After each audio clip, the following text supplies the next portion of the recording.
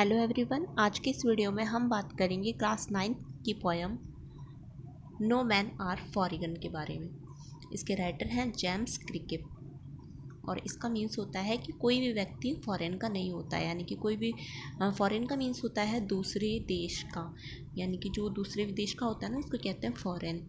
तो इसमें जो राइटर हैं जेम्स क्रिकेप वो कहते हैं कि कोई भी जो पर्सन है वो दूसरे देश का नहीं होता है। सब लोग एक जैसे होते हैं, सबके नेचर एक जैसे होते हैं, सबके बिहेवियर एक जैसे होता है और वो इसी समाज में इसी धरती पर पैदा होते हैं और यहीं पे ही वो जीते हैं और एक साथ कब्र में दफनाए जाएंगे। मतलब एक साथ उनको दफना दिया जाता है कब्र में भी, और युद्ध भी होता है, यहाँ पे फाइट भी होती है, तो वो एक साथ लड़ते हैं, एक साथ भूखे मरते हैं। तो वो फॉरेन के कैसे हुए?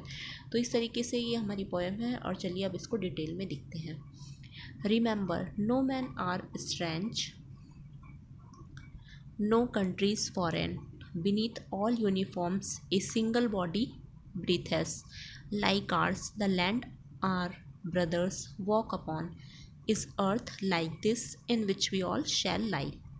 इसमें जो पॉइंट हैं वो कहते हैं स्ट्रेंच का मीन्स होता है, पहले इसकी वर्ड मीनिंग देख लेते हैं। स्ट्रेंच का मीन्स होता है अननोन, जिसको अजनबी कहते हैं। फॉरेन अभी मैंने बताया था, विदेशी जिसको बोलते हैं फॉरेन। अंडर, बीनीथ का मीन्स होता है, बीनीथ का मीन्स होता है नीचे, अंडर। और यूनिफॉर्म्स जिनको कहते हैं, जो क्लॉथ्स होते हैं उसी को कहते हैं। और लाई का मीन्स होता है लेटना, यहाँ पे लाई का मीन्स होगा दफन होना या फिर लेटना।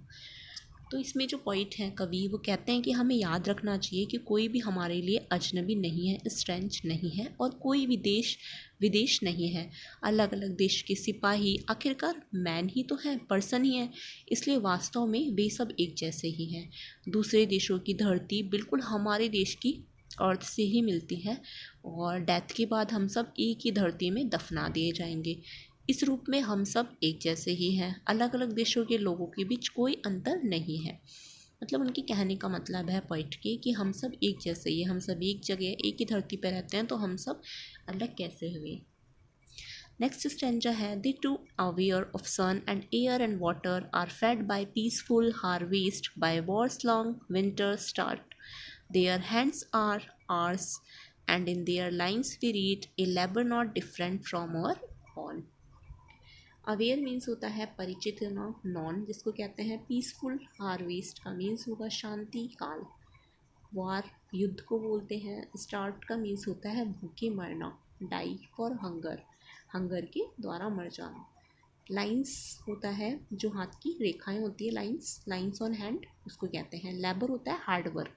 तो इसमें जो पॉइंट है वो कहते हैं कि सभी देशों के लोगों को समान रूप से धूप, हवा व पानी की नीड होती है और वे सभी जो वॉर टाइम होता है, जब युद्ध का समय होता है, यानी कि पीसफुल हार्वेस्ट जब होता है, तो उस समय समृद्धि का आनंद उठाते हैं। मतलब सब जब शांति होती है पूरे समाज में, पूरे कंट्री में, तो सब आनंद उठाते हैं, एंजॉय करते हैं।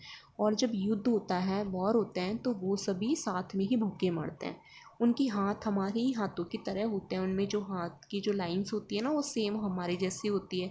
उनके हाथों में भी मतलब हमारी जैसी लाइंस होती है और वे भी हमारी तरह क्या करते हैं, हार्ड वर्क करते हैं। तो अब नेक्स्ट स्टेंजा है, remember they have eyes like ours that wake or sleep and strength that can be won by love in every land is common life that all can recognise and understand. तो आगे जो point है वो कहते हैं कि हमें याद रखना चाहिए कि जो दूसरे देशों के लोग हैं ना, वो भी हमारी जैसी, उनकी जो आइज़ होती है वो सेम होती है। वे भी हमारे जैसे ही स्लिप करते हैं, वॉकअप करते हैं, उठते हैं, जगते हैं, सोते हैं, और हमारी जैसे ही उनमें भी जैसे प्रेम से किसी को जीत लेते हैं, मतलब प्यार करके किसी का भी मन जीत लेते हैं, तो उसी तरीके से वो लोग भी होते हैं। सभी देशों में लोग एक जैसा ही जीवन स्पेंड करते हैं, जिसे सभी पहचान और समझ सकते हैं। मतलब अगर उसको देखना चाहे तो हम इजीली रिकॉग्नाइज और अंडरस्टैंड कर सकते हैं। Now fourth stanza is, let us remember whenever we are told to hate our brothers, it is ourselves that we shall dispose, betray, condemn. Remember we who take arm against each other. फिर आगे जो point है वो कहते हैं, dispose का means होता है पहले तो बेदखल करना, किसी चीज़ को हटा देना, डिसलॉज कर देना, डिप्राइव कर देना। बिट्रे का मीन्स होता है चीट करना, धोखा देना। कंडेम का मीन्स होता है अपराधी ठहराना। और आर्म्स का मीन्स होता है वेपन्स, हथियार जिनको कहते हैं। तो इसमें जो पॉइंट है वो कहते हैं कि हमें याद रखना चाहिए कि दूसरों से हमें हेट करने का मतलब है खुद से ही हम हेट कर रहे हैं। जब भी हमें दूसरे मनुष्यों से हेट करने के लिए उकसाया जाता है तो रियल में हम अपने आप से ही हेट करते हैं, और हमारी जो प्रसन्नता है ना, जो मतलब हमारी इन्जॉयमेंट थी, उसी को हम क्या कर देते हैं, डिस्पोजेस कर देते हैं, बेदखल कर देते हैं। और हम खुद को ही क्या करते होते हैं, चीट करते होते हैं। और हम खुद का ही मजाक उड़ाते रहते हैं एक दूसरे के प्रति। जो मतलब वेपन्स हम उठाते हैं समय समय पर, तो हमें याद रखना चाहिए कि वो भी हमारे कौन है, वो भी हमारे ब्रदर्स हैं। मतलब हमें सबको ब्रदर्स मान के चलना चाहिए, और उनके साथ ऐसा व्यवहार नहीं करना चाहिए कि उनके ऊपर हम वेपन्स उठा रहे हैं। प्यार से और खुशहाल होकर के हमें उनके साथ अपनी लाइफ को स्पेंड करना चाहिए। It is the human earth that we defile, our hells of fire and dust outrage, the innocence of air that is everywhere are own. Remember, no man are foreign and no country is strange. Last के stanza में जो point है वो कहते हैं कि जब भी हम एक दूसरे के विरुद्ध क्या करते हैं, हथियार उठाते हैं, वेपन्स उठाते हैं, जब भी युद्ध जो होता है वो होता है, मतलब मान लो युद्ध चल रहा है, तो उससे क्या होगा, हमारी जो अर्थ है वो ही पॉल्यूटेड होगी, वो ही प्रदूषित होगी। और युद्ध में होने वाले जो अटैक होते हैं ना, उसके कारण हमारी आग धूल से हमारी हवा जो होती है ना, एयर, वो भी प्रदूषित हो जाती है। इसीलिए हमें ये बात अवश्य ध्यान में रखनी चाहिए कि सभी जो मानव है, ह्यूमन बींग्स जो होते हैं, वो हमारी क्या होते हैं, ब्रदर एंड सिस्टर है।